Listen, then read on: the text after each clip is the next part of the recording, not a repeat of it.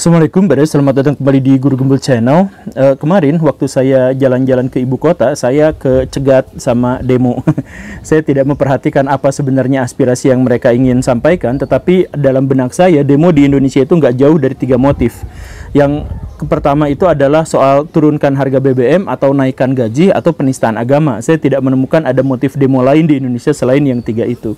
Nah, tetapi apapun itu, saya kemudian berpikir bahwa sekarang Indonesia akan dilanda lagi oleh demo-demo yang besar-besaran gara-gara BBM akan naik. Pemerintah merencanakan BBM naik sekian persen dan seterusnya. Dan sama seperti hal-hal yang lain, kalau misalkan ongkos angkot naik, kalau misalkan Grab naik dan sebagainya, masyarakat kita akan diam. Tetapi kalau yang naiknya itu adalah BBM, mereka akan benar-benar kelimpungan gitu. Nah, di episode ini kita akan jelaskan bahwa naiknya harga BBM itu adalah sebuah kemestian. Karena istilah naik BBM sendiri adalah semu, adalah palsu. Yang sebenarnya terjadi bukan naik BBM, tapi turunnya subsidi. Maka dari itu kita akan simak sama-sama apa alasan kenapa kita memang harus menaikkan harga BBM atau menurunkan subsidi. Saya akan menjelaskan dalam 2 narasi besar. Yang pertama itu adalah contoh kasus di Venezuela, dan yang kedua itu adalah 4 narasi besar atau 4 skenario besar tentang kenapa BBM itu benar-benar bisa menghancurkan sebuah negara. Jadi ayo kita berangkat.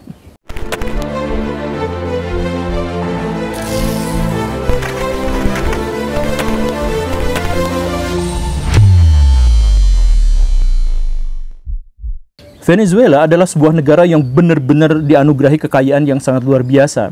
Di satu sisi, dia adalah sebuah negara tropis yang diversifikasi, kehidupan hayati di sana itu benar-benar mengimbangi atau bahkan melampaui Indonesia.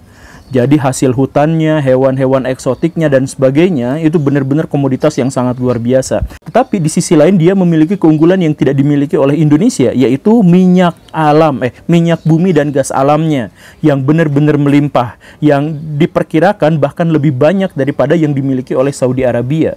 Dengan kondisi kekayaan yang sangat melimpah itu, mereka justru malah menghadapi krisis yang sangat-sangat besar gara-gara satu hal yang kemudian menjadi polemik di Indonesia sekarang, yaitu subsidi. Kalau kita menengok statistik, maka kita akan menemukan data-data yang sangat mengerikan dari yang dialami oleh Venezuela. Misalkan saya sebutkan beberapa di antaranya. Dia adalah negara yang paling hancur lebur dibandingkan dengan negara-negara yang damai yang lainnya.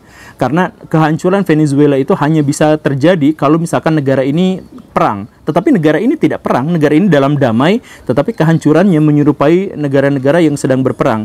Kemudian krisis ekonomi di Venezuela lebih buruk daripada Great Depression-nya Amerika Serikat pada tahun 1926-an, dan kemudian lebih buruk daripada hyperinflasinya Zimbabwe tahun 2000 sekianan, dan bahkan sebanding atau lebih buruk daripada krisis ekonomi yang melanda negara-negara Balkan ketika Uni Soviet pecah. Jadi ini adalah krisis ekonomi yang paling buruk untuk satu negara di dunia modern. Kita misalkan melanjutkan, untuk rakyatnya itu sekitar 75% warganya turun berat badan 8 kilo selama beberapa tahun gara-gara krisis ini, gara-gara mereka kelaparan. Kemudian 94% warganya itu masuk kategori miskin, dengan 78% diantaranya kategori miskin ekstrim. Miskin ekstrim itu artinya bahkan mereka itu susah untuk dapat makanan gitu. Kemudian 20% dari orang-orang di Venezuela yang cukup kaya dan cukup berkesempatan itu akhirnya pergi ke luar negeri untuk menyelamatkan aset mereka dan kehidupan mereka, sehingga orang-orang yang ada di Venezuela sekarang benar-benar sisanya doang, yaitu orang-orang miskin yang kelaparan dan menjerit. Ini memunculkan fenomena-fenomena turunan yang lainnya, termasuk kriminalitas atau hal-hal yang semacam itu. Misalkan kriminalitas di Venezuela itu masuk pada level yang benar-benar kritis, sehingga kematian yang disebabkan oleh kriminalitas itu sama seperti kematian yang disebabkan oleh sebuah perang. Luar biasa kan? Nah, sekali lagi harus digarisbawahi bahwa statistik yang sangat luar biasa itu muncul gara-gara subsidi. Kita misalkan runut dalam sejarahnya. Pada tahun 1999, Hugo Chavez naik ke puncak pimpinan di negara Venezuela yang sedang kita bicarakan sekarang. dia segera menyadari bahwa sumber daya yang sangat berlimpah di Venezuela itu bisa dia gunakan untuk mensejahterakan rakyat. Dia kemudian menggunakan semua kekayaan yang dimiliki oleh Venezuela itu untuk memberikan subsidi besar-besaran terhadap hampir seluruh sektor yang terkait dengan kesejahteraan masyarakat. Dia kemudian memberi subsidi besar-besaran terhadap perumahan warga, kemudian subsidi besar-besaran terhadap fasilitas kesehatan, fasilitas pendidikan, dan lain sebagainya. Dalam waktu dekat, kita mengetahui bahwa Venezuela pada akhirnya menjadi negara dengan tingkat pertumbuhan ekonomi yang sangat signifikan. Misalkan hanya dalam 4 tahun saja, kemiskinan dipangkas sampai 20%. Luar biasa. Kemudian sekolah-sekolah berdiri, tempat-tempat yang modern segala rupanya berdiri. Tetapi para analis ekonomi kemudian berkata, seandainya Venezuela kehilangan Hugo Chavez sekarang, maka siapapun yang akan menjadi penerusnya akan mendapati bom waktu ekonomi ada dalam tasnya. Dan memang terbukti benar. Tahun 2013, Hugo Chavez meninggal dunia. Dia dilabeli sebagai pahlawan rakyat kecil, pahlawan wong cilik, perjuangan apa dan sebagainya. Pokoknya dia dielu-elukan oleh rakyat. Rakyat sama sekali tidak paham terkait dengan ekonomi jangka panjang, yaitu mereka semua sudah terlalu tergantung pada sumber daya alam tak terbarukan yang sebenarnya sekarang itu harganya menjadi semakin lama semakin fluktuatif. Tahun 2016 ada sebuah kejadian yang benar-benar mengejutkan, yaitu harga minyak bumi di seluruh dunia itu jatuh banget. Level terendahnya 28 juta dolar di bulan Januari tahun 2016, dan bulan-bulan berikutnya sepanjang tahun 2016 itu gak pernah bisa naik lebih dari 50 juta dolar. Ini adalah angka yang benar-benar ngedrop, tetapi ketika negara-negara Arab pada waktu itu sudah mempersiapkan, Venezuela justru malah benar-benar tidak bisa mengantisipasi hal yang seperti ini. Kenapa bisa seperti itu?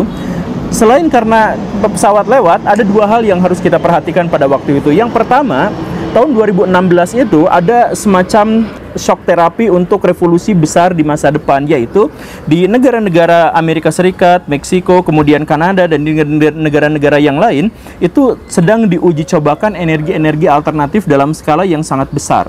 Sehingga ini menurunkan konsumsi BBM, bahan bakar fosil, di negara-negara yang dimaksud itu. Nah, di sisi lain, negara-negara penghasil minyak itu menyadari masalah itu, tetapi mereka tidak membatasi produksi minyak mereka karena dikhawatirkan akan memasuki pada krisis yang lebih besar lagi. Sehingga karena tidak dibatasi, maka jumlah minyak yang dijual itu tetap sama banyaknya, sedangkan permintaan atau konsumsi itu turun drastis.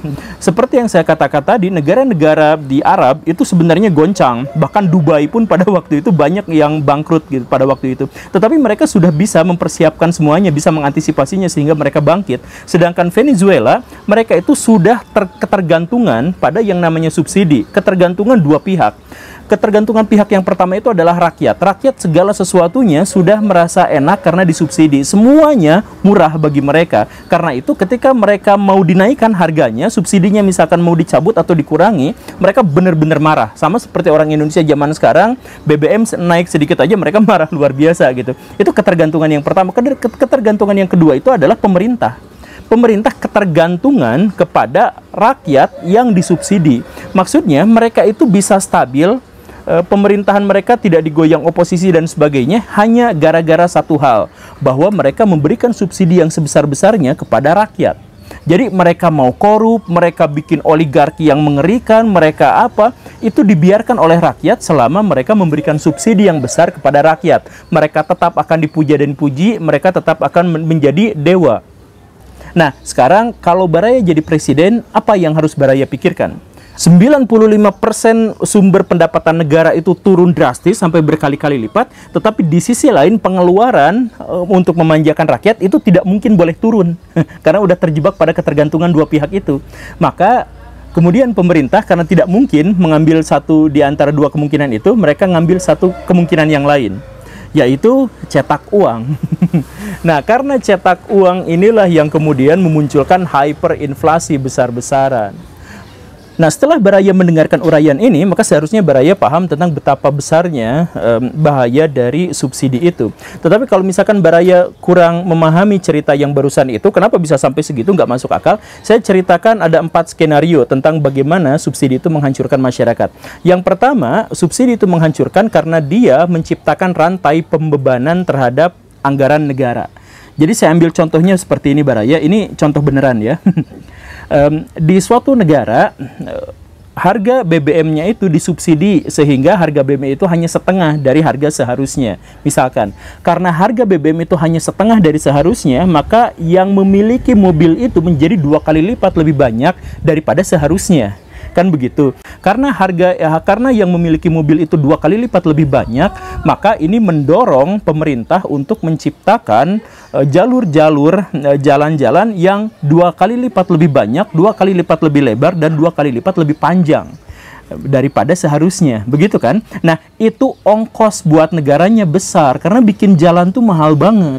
Ditambah lagi kalau misalkan si jalan-jalan itu harus diperlebar, kemudian memotong trotoar atau memotong taman, pohon-pohon, atau menggusur rumah-rumah warga, itu jauh lebih mahal lagi. Tetapi pada faktanya kan seperti itu. Karena apa? Karena jalan memang harus diperbesar seiring dengan pertumbuhan kendaraan. Nah, kalau si jalan itu tidak cukup untuk pertumbuhannya itu mengimbangi pertumbuhan kendaraan bermotor, maka akan terjadi kemacetan. Kemacetan itu menghasilkan kerugian triliunan untuk sebuah negara setiap harinya. Ditambah kerugian yang lain mencapai puluhan triliun per harinya dari polusi udara.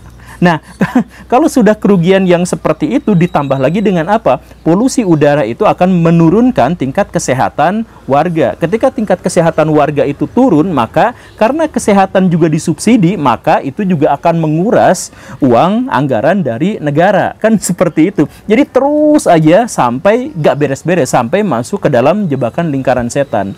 Coba kalau misalkan kita bandingkan dengan negara-negara yang mengambil jalan terbalik, yaitu negara-negara maju, misalkan Norwegia dalam hal ini. Mereka juga menghasilkan minyak, tetapi minyak mereka itu tidak disubsidi, bahkan lebih mahal daripada ongkos produksinya. Akibatnya apa? Akibatnya konsumsi di dalam negerinya menjadi sedikit, menjadi jarang yang menggunakan atau membeli minyak, karena harganya di sana sangat mahal. Karena yang membeli minyak menjadi sedikit, maka mereka minyaknya itu bisa diekspor ke luar negeri, jadi mereka mendapatkan keuntungan yang luar biasa. Sedangkan di negara yang pertama tadi itu, katakanlah namanya Indonesia ya, karena konsumsi minyaknya menjadi sangat banyak, maka mereka itu terpaksa mengimpor minyak dari luar negeri. Karena terpaksa mengimpor minyak dari luar negeri kemudian disubsidi, maka mereka utang dari luar negeri di satu sisi, kemudian mereka dibebani oleh subsidi dari BBM untuk menyenangkan rakyat itu. Jadi keuntungan dari Norwegia itu berkali-kali lipat, sedangkan kerugian dari negara yang menerapkan subsidi itu berkali-kali lipat. Itu adalah skenario pertama tentang kenapa subsidi itu menghancurkan rakyat.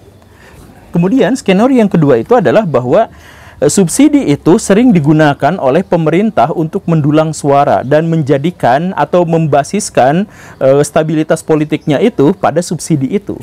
Jadi Baraya tentu saja misalkan masih ingat di Indonesia ketika pemilu terjadi, maka biasanya petahana itu akan menurunkan harga BBM, kemudian mengkampanyekan di televisi, di apa macam-macam, BBM diturunkan sampai 3 kali lipat gitu ya.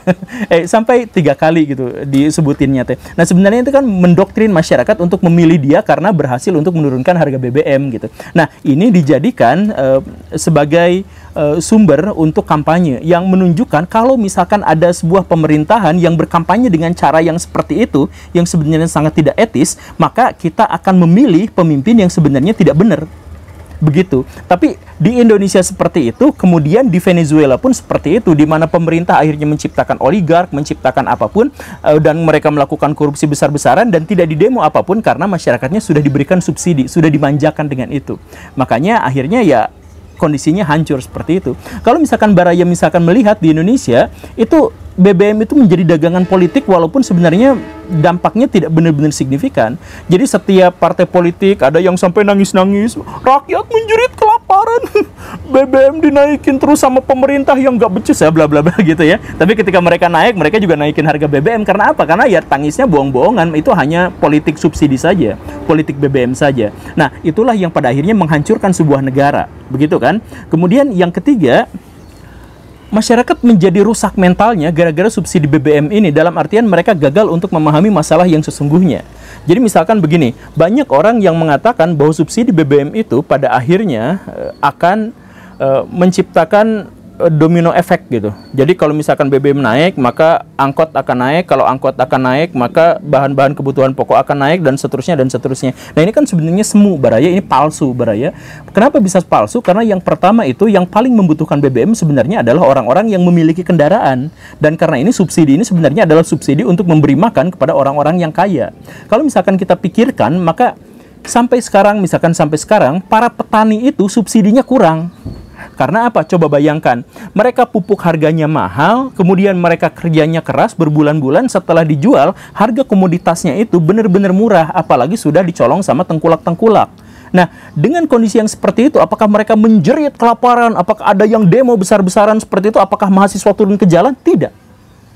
Kenapa seperti itu? Karena itu bukan fokus politik kita. Karena apa? Fokus politik kita sudah diarahkan kepada subsidi BBM. Jadi pikirannya itu adalah kalau orang kaya yang menjerit, karena BBM jadi naik dan sebagainya, maka mahasiswa turun ke jalan. Kan seperti itu rumusnya. Nah, tapi kan emang benar-benar akan menghasilkan domino efek. Nanti akan, kalau misalkan BBM naik, maka nanti harga kebutuhan akan naik dan sebagainya. Itu juga semu, palsu, hoaks, Baraya. Kenapa seperti itu? Baraya yang hidup seumuran dengan saya, yang pernah mengingat misalkan harga BBM pernah naik dan turun dan sebagainya, coba perhatikan ada satu fenomena yang nyata, yaitu ketika harga BBM naik, maka harga angkot memang beneran naik.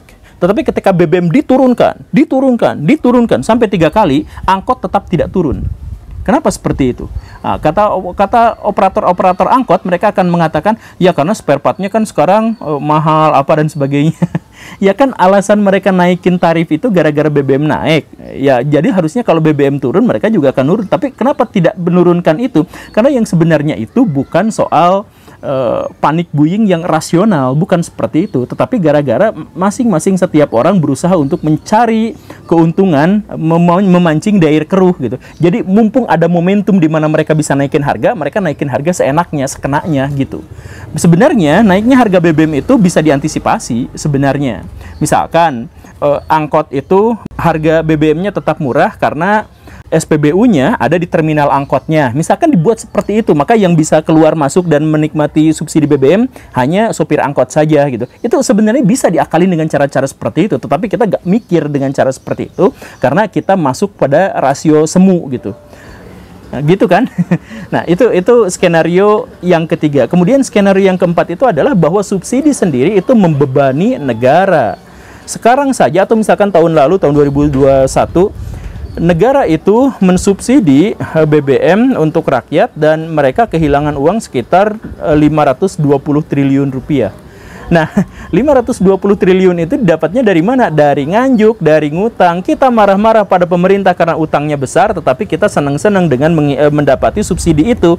Kan ironi. Ya udah dari mana uangnya? Kalau misalkan 520 triliun itu dari mana? Kalau misalkan dari ini kan enggak juga. Jadi pikirin baik-baik terkait dengan hal itu, Baraya. Jadi gak apa-apa lah kalau misalkan Baraya masih marah-marah misalkan gara-gara subsidi dinaikkan. Ini juga sebenarnya adalah masalah mentalitas kita. Karena mental yang sehat itu adalah berpikir tentang bagaimana cara meningkatkan penghasilan, baru setelah itu bagaimana caranya mengurangi pengeluaran. Sedangkan mentalitas yang kurang itu berpikir tentang bagaimana caranya mengirit pengeluaran dengan cara menuntut pihak lain. Oke, Baraya, itu saja ya. Terima kasih karena sudah menyimak. Saya Guru Gembul. Assalamualaikum warahmatullahi wabarakatuh.